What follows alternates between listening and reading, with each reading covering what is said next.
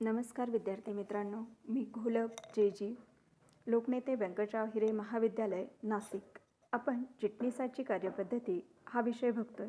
तर या विषयातील पहिलं प्रकरण जे आहे ते म्हणजे संस्थात्मक वित्त व्यवस्थापनाची ओळख या प्रकरणाचा आपण अभ्यास करतोय. तर या प्रकरणामध्ये आत्तापर्यंत आपण संस्थात्मक वित्त व्यवस्था जी आहे तिचा अर्थ, त्यानंतर त्याचं महत्त्व जे आहे ते महत्त्व, त्यानंतर स्थिर भांडवलाच्या आवश्यकतेवरती परिणाम करणारे घटक, खेळते भांडवल, खेळत्या भांडवलाच्या आवश्यकतेवरती परिणाम करणारे घटक बघितले. आज आपल्याला यातला शेवटचा भाग जो आहे तो बघायचा आहे, तो म्हणजे भांडवल संरचना. तर आपण आपल्या लेक्चरला सुरुवात करण्याअगोदर एक सुंदर विचार जो आहे तो विचार बघूया आणि त्यानंतर आपल्या लेक्चरला सुरुवात करूया. तर हा विचार जो मांडलेला आहे तो म्हणजे अब्दुल कलाम यांनी. तर त्यामध्ये ते म्हणतायत, नदी में गिरने से कभी भी किसी की मौत नहीं होती. मौत तो तब होती है जब उसे तैरना नहीं आता. ठीक उसी तरह परिस्थितियाँ कभी भी हमारे लिए समस्या नहीं बनती. समस्या तो तब बनती है जब हमें परिस्थितियों से निपटना नहीं आता. अत्यंत सुंदर विचार जो आहे तो सांगितलेला आहे आणि आपल्याला जीवनाची वाटचाल करताना नक्कीच हा विचार तिथे फायदेशीर ठरेल अशी आशा व्यक्त करते. तर काय म्हणता येते ते, तर परिस्थिती जी आहे ती परिस्थिती आपल्यासाठी समस्या नसते, तर ती जी समस्या आहे त्या समस्येला कशा प्रकारे तोंड द्यायचं हे आपल्याला जमत नाही. मग त्यामुळे तिथे ती परिस्थिती जी आहे ती परिस्थिती आपल्याला समस्या बनते. तर ती परिस्थिती जी आहे ती समस्या जर बनवून द्यायची नसेल तर त्या परिस्थितीला आपल्याला तोंड देता आला पाहिजे. अशा प्रकारचा विचार जो आहे तो अतिशय सुंदर विचार त्यांनी मांडलेला आहे.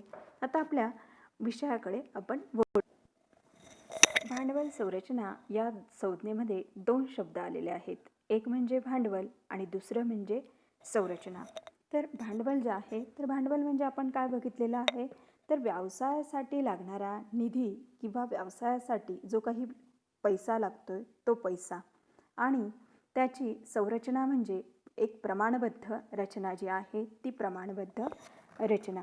यावरून भांडवल संरचना म्हणजे निधीच्या किंवा वित्ताच्या वेगवेगळ्या घटकांची, भागांची किंवा स्रोतांची प्रमाणबद्ध केलेली रचना म्हणजे भांडवल संरचना असे आपण सांगू शकतो. म्हणजे भांडवल संरचना जी आहे, तर भांडवल संरचना म्हणजे काय, तर तिथे भांडवलाची प्रमाणबद्ध रचना जी आहे, तर भांडवलाचे जे वेगवेगळे स्रोत आहे या स्रोतांची प्रमाणबद्ध रचना जी असते तिला भांडवल संरचना असं म्हटलं. आता वित्तीय व्यवस्थापनामध्ये एकूण निधी किती उभा करायचा हे निश्चित झालं की तो कशा प्रकारे उभा करायचा याचा अभ्यास केला जातो. व्यवसायामध्ये एकूण निधी किती पाहिजे आहे, एक व्यवसाय चालू करण्यासाठी किती पैसा आहे याचा विचार प्रथम केला जातो आणि त्यानंतर तो कशा प्रकारे उभा करायचा याचा विचार केला जातो. आता मालकीचे भांडवल किंवा कर्जाऊ भांडवल अशा दोन्ही मार्गाने कंपनी भांडवल जे आहे त्या भांडवलाची उभारणी करत असते. मालकीचं भांडवल म्हणजे काय, कर्जाऊ भांडवल म्हणजे काय हे आपल्याला सविस्तरपणे बघायचं आहे. आता आपल्याला इथे फक्त लक्षात घ्यायचं आहे की कंपनी मालकीचं भांडवल आणि कर्जाऊ भांडवल किंवा दोन्ही मार्गांनी भांडवलाची उभारणी जी आहे ती उभारणी करत असते. मग मालकीचं भांडवल जे आहे तर ते भांडवल जे आहे ते कंपनीचं स्वमालकीचं असतं आणि कर्जाऊ भांडवल जे आहे ते भांडवल कंपनीने कर्जाऊ घेतलेलं असतं. ठराविक कालावधीनंतर कंपनीला त्याची परतफेड जी आहे ती परतफेड करायची असते. आता मालकी हक्काचं भांडवल जे आहे त्याच्यामध्ये समहक्क भाग, अग्रहक्क भाग, राखीव निधी याचा समावेश होतो. तर कर्जाऊ भांडवल जे आहे या कर्जाऊ भांडवलामध्ये कर्जरोखे, वित्तीय संस्थांची कर्ज, बँकांची कर्ज जे आहे याचा समावेश जो आहे याचा समावेश होत असतो. मग हे सर्व जे घटक आहे मालकीच्या भांडवलाचे आणि कर्जाऊ भांडवलाचे हे सर्व स्रोत जे आहे त्याचे प्रमाणबद्ध एकत्रित रीतीने कंपनीच्या भांडवलामध्ये समावेश जो आहे तो समावेश केला जात असतो. आता भांडवल संरचना ठरवणं म्हणजे एकूण भांडवलामध्ये वेगवेगळ्या प्रतिभूतींचे गुणोत्तर प्रमाण जे आहे ते गुणोत्तर प्रमाण ठरवणं, यालाच प्रतिभूतींचे मिश्रण जे आहे ते मिश्रण देखील म्हटले जातात. आता तिथे जे आहे तर भांडवल संरचनेची जी व्याख्या दिलेली आहे तर त्या व्याख्येमध्ये R.H. व्हेसल जे आहे ते काय म्हणतायत, उद्योग व्यवसायात गुंतवलेले दीर्घ मुदतीचे व वैशिष्ट्यपूर्ण निधी. उद्योग व्यवसायात गुंतवलेले दीर्घ मुदतीचे व वैशिष्ट्यपूर्ण निधी म्हणजे भांडवल संरचना. त्यानंतर दुसरी जी व्याख्या केलेली आहे तर त्या व्याख्येमध्ये काय सांगितलेलं आहे, जॉन एच हेम्प्टन यांची व्याख्या, संस्थेची भांडवल रचना म्हणजे कर्ज व समहक्क भाग या दोन प्रतिभूतींमधील संबंध ज्यानुसार कंपनीला मालमत्ता खरेदीसाठी निधी पुरवठा करतो. आता इथे जे आहे तर याच्यामध्ये सुद्धा त्यांनी कशाचा उल्लेख केलेला आहे, तर कर्ज आणि समहक्क भाग म्हणजे मालकीचं भांडवल आणि कर्जाऊ भांडवल जे आहे याचा उल्लेख जो आहे तो उल्लेख इथं केल्याचं आपल्याला दिसून येतं. आता इथे जे आहे तर भांडवल संरचना जी आहे तर इच्छित प्रमाणानुसार कंपनीवरती कोणत्याही प्रकारचं बंधन नसतं की कंपनीने कशा प्रकारे भांडवलाची उभार किंवा भांडवलाची संरचना किंवा भांडवलाचं स्ट्रक्चर जे आहे हे स्ट्रक्चर कशा प्रकारे ठरवावं, संरचना कशा प्रकारे ठरवावी हे कंपनीवरती बंधन नसतं. कंपनी तिथे स्वतःला जशाप्रमाणे आवश्यकता आहे त्याप्रमाणे भांडवलाची संरचना जी आहे ती संरचना निश्चित करत असते आणि त्यानुसार कंपनी भांडवलाची उभारणी जी आहे ती उभारणी करत असते आणि भांडवल संरचनेचे घटक जे आहे ते घटक कंपनी तिथे निश्चित करत असते. मग त्या आधाराने कंपनी आपली भांडवल संरचना, आता भांडवल संरचना म्हणजे काय, तर कंपनीला व्यवसायासाठी जो निधी लागतोय त्याची प्रमाणबद्ध रचना.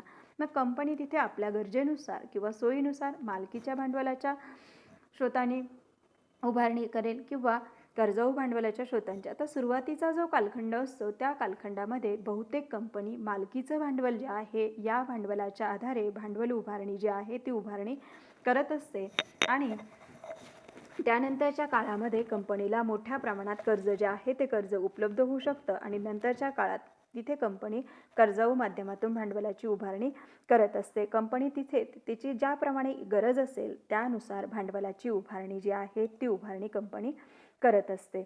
आता भांडवल संरचना जी आहे ती भांडवल संरचना जरी कंपनी आपल्या गरजेनुसार करत असेल तरी तिथे कंपनीला काही घटक जे आहेत ती घटक कंपनीला विचारात घ्यावे लागतात.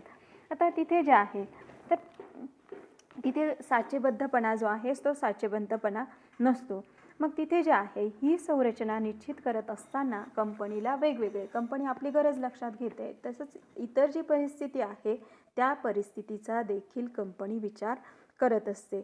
मग त्याच्यामध्ये कंपनी कसला विचार करते, भांडवलाची गरज किती आहे, उद्योगाचं स्वरूप कशा प्रकारे आहे, उद्योगाच्या प्रगतीचा वेग कसा आहे, कंपनीची कमाई कशी आहे, त्यानंतर कंपनीच्या योजना ज्या आहे त्या योजना कशा प्रकारच्या आहे, व्यवस्थापकांचा कल कशा प्रकारे आहे, या सगळ्या घटकांचा विचार करून कंपनी आपली भांडवल संरचना निश्चित करत असते. म्हणजे कंपनीवरती कोणत्याही प्रकारचं बंधन नसतं कंपनीने कशा प्रकारे भांडवलाची उभारणी करावी, तर कंपनीला तो निर्णय स्वतः घ्यावा लागत असतो आणि कंपनीला आपले एकंदर जी परिस्थिती आहे म्हणजे व्यवसायाची अंतर्गत जी परिस्थिती आहे किंवा अंतर्गत जे घटक आहेत ते घटक कंपनीला विचारात घ्यावे लागतात आणि बाह्य घटक जे आहे ते बाह्य घटक विचारात घ्यावे लागतात, कारण या घटकांचा प्रभाव जो आहे तो प्रभाव भांडवल संरचनेवरती पडत असतो. मग त्या अनुषंगाने कंपनी अंतर्गत घटक आणि बाह्य घटक जे आहे त्या बाह्य घटकांचा विचार करत असते. मग कंपनीचं तिथे अंतर्गत घटकांमध्ये आपण आत्ताच बघितलं की भांडवलाची गरज जी आहे ती गरज किती आहे, उद्योगाचं स्वरूप कशा प्रकारचं आहे, उद्योगाची प्रगती जी आहे ती प्रगती कशा प्रकारे आहे, कंपनीची कमाई जी आहे ती कमाई कशा प्रकारची आहे, कंपनीच्या योजना कशा प्रकारच्या आहे आणि व्यवस्थापकाचा कल जो आहे तो कल विचारात घ्यावा लागत असतो. त्याचप्रमाणे बाह्य घटक जे आहे ते बाह्य घटक कंपनीच्या एकंदर कामकाजावरती प्रभाव पाडत असतात, त्याचाही विचार कंपनीला भांडवल संरचना निश्चित करत असताना करावा लागतो. मग त्यामध्ये बाजारपेठेची स्थिती जी आहे, तेजीमंदीची स्थिती आहे की काय याचा विचार करावा लागतो.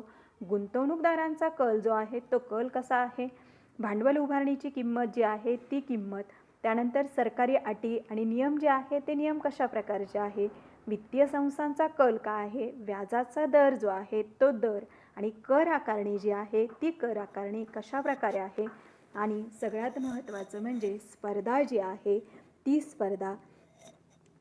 स्पर्धेला कंपनीला कितपत प्रमाणात तोंड द्यावं लागतंय याचा विचार जो आहे तो विचार करून कंपनी तिथे भांडवल संरचनेचे घटक निश्चित करत असते. मग या सगळ्या घटकांचा विचार करून कंपनी विचार करते की आपल्याला समहक्क भांडवलाची उभारणी करायची, की अग्रहक्क भागातून करायची, की कर्जरोख्यांची विक्री करायची, की बँका किंवा वित्तीय संस्थांकडून कर्ज जे आहे ते कर्ज घ्यायचे आहे. अशा प्रकारे कंपनी जी आहे ती कंपनी तिथे विचार करत असते. म्हणजे भांडवल संरचना जी आहे, मला इथे एवढं जे तुम्हाला सांगितलं याच्यातून फक्त एकच घटक सांगायचा आहे की भांडवल संरचना प्रत्येक कंपनीची निश्चित केलेली नसते.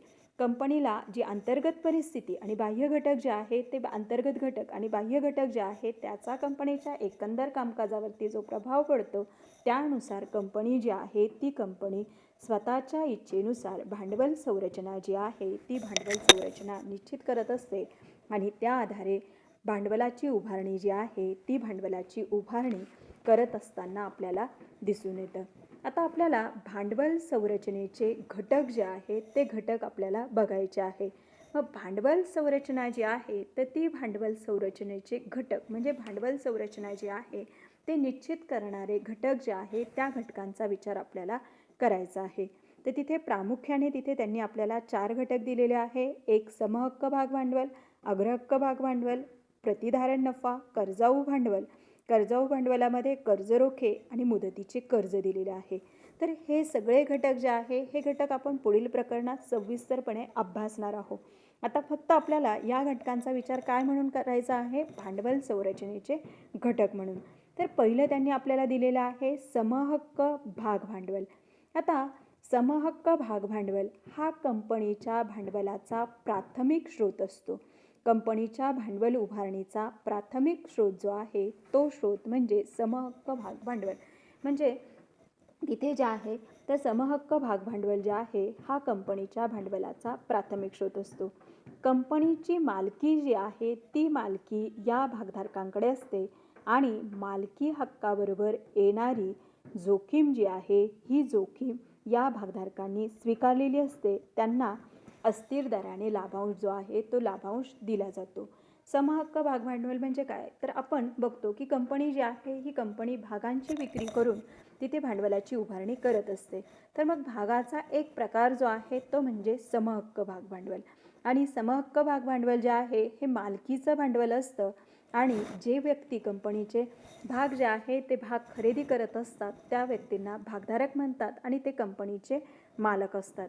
मग त्या भागातलाच एक प्रकार जो आहे तो म्हणजे समहक्क भाग भांडवल. मग ह्या समहक्क भांडवलाच्या माध्यमातून कंपनी भांडवलाची उभारणी करत असते आणि या मालकांनी किंवा हे भाग ज्या व्यक्तींनी खरेदी केलेले असते हे कंपनीचे मालक असतात आणि व्यवसायातील जोखीम जी आहे ती जोखीम त्यांनी स्वीकारलेली असते आणि त्यांनी जी काही गुंतवणूक केलेली आहे किंवा व्यवसायाला जे काही भांडवल पुरवलेलं आहे त्याचा परतावा जो आहे तो परतावा म्हणून त्यांना तिथं काय प्राप्त होतोय? लाभांश. तो अस्थिर दराने लाभांश प्राप्त होतोय आणि लाभांश केव्हा प्राप्त होतोय? ज्या वेळेस कंपनीला नफा होईल त्यावेळेस त्यांना लाभांश दिला जाईल, अन्यथा लाभांश जो आहे तो लाभांश दिला जाणार नाही. आलंय लक्षात समहक्क भाग भांडवल म्हणजे काय? आता फक्त इथे एवढं लक्षात घ्या, आपल्याला पुढे हा भाग सविस्तरपणे अभ्यासायचा आहे. दुसरं जे आहे ते म्हणजे अग्रहक्क भाग भांडवल. तर भागांचा दुसरा जो प्रकार आहे तो म्हणजे अग्रहक्क. याच्यातून आपल्याला नावावरूनच लक्षात येतं की यांना कशाच्या तरी बाबतीमध्ये अग्रक्रम जो आहे किंवा अग्रहक्क जो आहे तो अग्रहक्क दिला जातो. त्यामुळे त्यांना काय म्हटलं जातं? अग्रहक्क भाग भांडवल.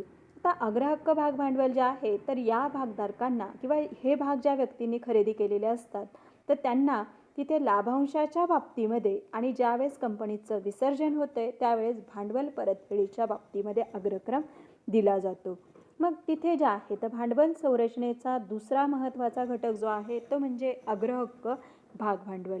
या भागांना लाभांश वाटप व कंपनी विसर्जनावेळी अग्रक्रम दिला जातो. यांना स्थिर दराने लाभांश दिला जातो परंतु यांना मतदानाचा हक्क नसतो. आता आपण वरती बघितलं की समहक्क भाग भांडवल जे आहे यांनी जोखीम स्वीकारलेली असते आणि त्यांच्या लाभांशाचा दर अस्थिर असतो. परंतु अग्रहक्क भाग जे आहे तर या अग्रहक्क भागांच्या लाभांशाचा दर जो आहे तो दर कशा प्रकारचा असतो? स्थिर असतो. परंतु त्यांना सुद्धा लाभांश केव्हा प्राप्त होणार आहे? ज्या वेळेस कंपनीला नफा प्राप्त होईल तेव्हाच त्यांना लाभांश प्राप्त होईल.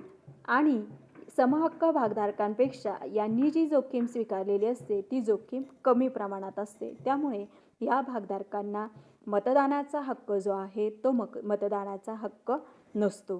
तिसरा घटक जो आहे तो म्हणजे प्रतिधारण किंवा संचयी नफा. तर निधी उभारणीचा अंतर्गत स्रोत जो आहे तो म्हणजे प्रतिधारण नफा. तिथे कंपनी जी आहे कंपनी मालकीचं भांडवल आणि कर्जाऊ भांडवल या माध्यमातून भांडवलाची उभारणी करत असते. त्याचप्रमाणे अंतर्गत स्रोत आणि बाह्य स्रोत. तर अंतर्गत स्रोताचा जो एकमेव मार्ग आहे तो म्हणजे प्रतिधारण नफा. तर यामध्ये प्रतिधारण नफ्यामध्ये काय केलं जातं आहे तर तिथे कंपनीला जो काही नफा प्राप्त होतोय तो नफा सगळाच्या सगळा नफा भागधारकांमध्ये वाटला जात नाही. त्या नफ्यातील काही रक्कम जी आहे ती रक्कम बाजूला ठेवली जाते आणि ती पुन्हा व्यवसायामध्ये वापरली जात असते. त्याला काय म्हटलं जातं आहे? नफ्याची पुनर्गुंतवणूक. मग जो नफा शिल्लक आहे त्या नफ्याचा व्यवसायामध्ये वापर केला जात असतो. म्हणजेच याला नफ्याचं काय म्हटलं जातं आहे? नफ्याचं भांडवलीकरण जे आहे ते भांडवलीकरण असं म्हटलं जातं. आता कर्जाऊ भांडवल. कर्जाऊ भांडवलाच्या बाबतीमध्ये दोन घटक आपल्याला महत्त्वाचे लक्षात ठेवावे लागतात. ते म्हणजे कर्जाऊ भांडवल जे आहे याची ठराविक कालावधीनंतर परतफेड करावी लागते आणि त्याच्यावरती निश्चित दराने व्याज जे आहे ते व्याज द्यावंच लागतं. ज्याप्रमाणे आपण बघितलं की लाभाऊन जो आहे त्यांनी गुंतवणूक केलेली आहे किंवा त्यांनी भांडवल पुरवलेलं आहे. समहक्क भागधारक आणि अग्रहक्क भागधारक यांनीही व्यवसायाला भांडवल पुरवलेलं असतं. परंतु त्यांनी पुरवलेलं भांडवल कशा प्रकारचं आहे? मालकीचं. आणि त्यांना त्यांच्या गुंतवणुकीवरचा परतावा केव्हा प्राप्त होईल? ज्यावेळेस नफा होईल त्याच वेळेस. परंतु कर्जाऊ भांडवलाच्या बाबतीमध्ये तशा प्रकारे नसतं. कर्जाऊ भांडवलाच्या बाबतीमध्ये काय विचार केला जातो? तर कर्जाऊ भांडवल कंपनीला नफा हो अथवा तोटा हो व्याज जे आहे ते निश्चित दराने व्याज द्यावंच लागतं. आता कर्जाऊ भांडवलामध्ये दोन घटकांचा त्यांनी विचार केलेला आहे. एक म्हणजे कर्जरोखे. ज्याप्रमाणे आपण बघितलं भाग त्याप्रमाणे कर्जाऊ भांडवल उभारणीसाठी कर्जरोख्याची विक्री जी आहे ती विक्री कंपनी करत असते आणि हा दस्तऐवज कंपनी कर्ज घेतल्याचा पुरावा देत असते किंवा कंपनी ऋणात असल्याचा पुरावा जो आहे तो पुरावा हा दस्तऐवज देत असतो. याच्यावरती निश्चित दराने व्याज जे आहे ते व्याज द्यावं लागतं आणि ठराविक कालावधीनंतर त्याची परतफेड करावी लागते. दुसरा घटक जो आहे तो म्हणजे मुदतीची कर्ज. आता मुदतीची कर्ज जी आहे ही कर्ज बँका किंवा वित्तीय संस्थांकडून घेतलेली असतात आणि यावरती निश्चित दराने व्याज जे आहे ते व्याज द्यावं लागत असतं. मग अशा प्रकारे भांडवल संरचनेचे घटक जे आहे या घटकांमध्ये समहक्क भागभांडवल, अग्रहक्क भागभांडवल, प्रतिधारण नफा आणि कर्जाऊ भांडवल जे आहे या कर्जाऊ भांडवलाचा समावेश जो आहे तो समावेश केला जात असतो. आता इथे जे आहे तर भांडवल संरचना जी आहे ती भांडवल संरचना व्यवस्थितरित्या समजून घेण्यासाठी आपण एखाद्या कंपनीची भांडवल संरचना जी आहे ती भांडवल संरचना लक्षात घेण्यासाठी एखाद्या कंपनीचा ताळेबंद जो आहे तो ताळेबंद आपण विचार. आता आपण 31 मार्च 2019 रोजीचा अ.ब. कंपनीचा ताळेबंद जो आहे तो ताळेबंद आपण विचारात घेऊया आणि या ताळेबंदावरून आपल्याला भांडवल संरचना जी आहे ती भांडवल संरचना विचारात घेणार आहे. आता भांडवल संरचनेचे जे घटक आहे त्या घटकांमध्ये आपण कशाचा विचार केला? समहक्क भाग, अग्रहक्क भाग जे आहे त्या अग्रहक्क भागाचा विचार जो आहे त्या अग्रहक्क भागाचा विचार तिथे आपण केलेला आहे. त्यानंतर प्रतिधारण नफा जो आहे तो प्रतिधारण नफा आपण तिथे बघितलेला आहे आणि त्यानंतर कर्जरोखे आणि मुदतीची कर्ज जी आहे ती कर्ज आपण तिथे बघितलेली आहे. आता या ताळेबंदावरून आपल्याला तिथे दिसतंय भाग भांडवल जे आहे त्या भाग भांडवलामध्ये बघा 10,000 समहक्क भाग ₹10 प्रत्येकी पूर्ण किंमत दिलेली. किती किंमत दिलेली आहे? 1,00,000 रुपये. त्यानंतर पुढे जे आहे 5,000 अग्रहक्क भाग 100 प्रत्येकी पूर्ण किंमत दिलेले 5,00,000. त्यानंतर पुढे जो आहे ते म्हणजे राखीव निधी जो आहे त्या राखीव निधीचा विचार जो आहे त्या राखीव निधीचा विचार केलेला आहे. आता हा राखीव निधी जो आहे तो राखीव निधी म्हणजे आपण काय म्हटलेला आहे? प्रतिधारण नफा जो आहे तो प्रतिधारण नफा. बघा मी मगाशी सांगितलं की कोणतीही कंपनी आपल्याला प्राप्त झालेला नफा जो आहे तो नफा पूर्ण भागधारकांमध्ये वाटत नाही. भविष्याचा विचार करून ती रक्कम बाजूला ठेवत असते आणि नंतर ती व्यवसायामध्ये वापरली जात असते. मग तिथे जे आहे तर हा प्रतिधारण नफा, संचयी नफा, नफ्याची पुनर्गुंतवणूक, राखीव निधी अशा वेगवेगळ्या नावाने तिथे ओळखला जात असतो. आणि शेवटी त्यांनी दिलेलं आहे की 1000 10% कर्जरोखे रुपये 10 प्रत्येकी पूर्ण किंमत दिलेले 1,00,000. आणि खाली त्यांनी आपल्याला सांगितलेलं आहे भांडवल संरचना. भांडवल संरचना आपण काय म्हणतोय तर भांडवल उभारणीचे जे वेगवेगळे स्रोत आहेत त्या स्रोतांची प्रमाणबद्ध रचना. मग भांडवल उभारणीचे जे स्रोत आहे समहक्क भाग, अग्रहक्क भाग, त्यानंतर प्रतिधारण नफा आणि कर्जरोखे याची प्रमाणबद्ध रचना म्हणजे काय सांगितलेलं आहे त्यांनी आपल्याला भांडवल संरचना. बघा समहक्क भाग, अग्रहक्क भाग, राखीव निधी आणि कर्जरोखे. समहक्क भागाची किंमत किती दिलेली आहे 1,00,000, अग्रहक्क भाग 5,00,000, राखीव निधी 50,000, कर्जरोखे 1,00,000. आणि अशा प्रकारे त्या कंपनीची भांडवल संरचना किती आहे 7,50,000ची भांडवल संरचना जी आहे ती संरचना असल्याचं आपल्याला दिसून येतं. आणि बाकी कंपनीची जी मालमत्ता जी आहे त्या मालमत्तेचा आणि कंपनीची देणी जी आहे त्या देणीचा या ताळेबंदामध्ये विचार केल्याचा आपल्याला दिसून येतं. आपल्याला जो घटक महत्त्वाचा होता तो म्हणजे भांडवल संरचना, तो भाग आपण बघितला आहे.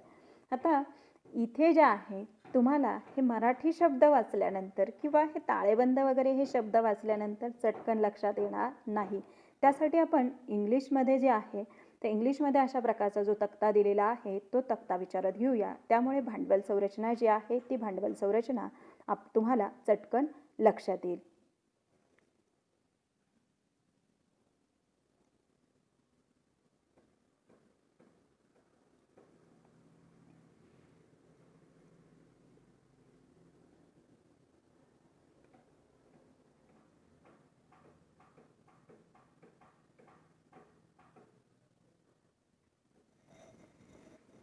तर तिथे बघा share capital 10,000 equity shares of ₹10 each equity paid, 5,000 preference shares of ₹10 each fully paid. त्यानंतर रिझर्व अँड सरप्लस लायबिलिटीजमध्ये 1,000 10% debenture of ₹100 each fully paid. तर यावरून आपल्याला लवकर लक्षात येईल. आणि इथे काय दिलेलं आहे बॅलन्स शीट. मी काय शब्द वापरला होता मराठीमध्ये ताळेबंद. इथे बॅलन्स शीट जे आहे ते बॅलन्स शीट दिलेलं आहे. बॅलन्स शीटमध्ये लायबिलिटीज आणि ॲसेट दिलेलं आहे. तर त्याच्यामध्ये लायबिलिटीज ज्या आहे त्या लायबिलिटीज आपण लक्षात घेतोय आणि त्या लायबिलिटीजमध्ये आपल्याला आपलं कॅपिटल स्ट्रक्चर जे आहे ते कॅपिटल स्ट्रक्चर लक्षात येतं आहे. मग equity shares, preference shares, reserve जे आहे ते रिझर्व आणि सरप्लस आणि डिबेंचर जे आहे ते डिबेंचर याची एकूण रक्कम जी आहे ती रक्कम आपल्याला खाली दिसते. मग अशा प्रकारे आपल्याला भांडवल संरचना जी आहे ती भांडवल संरचना आपल्याला अशा प्रकारे सांगता येईल. आता यानंतर आपल्याला स्वाध्याय जो आहे तो स्वाध्याय बघायचा आहे आणि स्वाध्यायाचा पहिला प्रश्न जो आहे तो प्रश्न आपण तिथे कंप्लीट करून घेऊया. आणि त्यानंतर आपला भाग जो असणार आहे तो भाग आपला असणार आहे तो म्हणजे प्रश्न 2 ते 7व्यापर्यंतचे प्रश्न जे आहे ते प्रश्न आपण सोडून घ्यायचे. त्या पद्धतीचं मार्गदर्शन जे आहे ते मार्गदर्शन तुम्हाला नंतर करेल. धन्यवाद.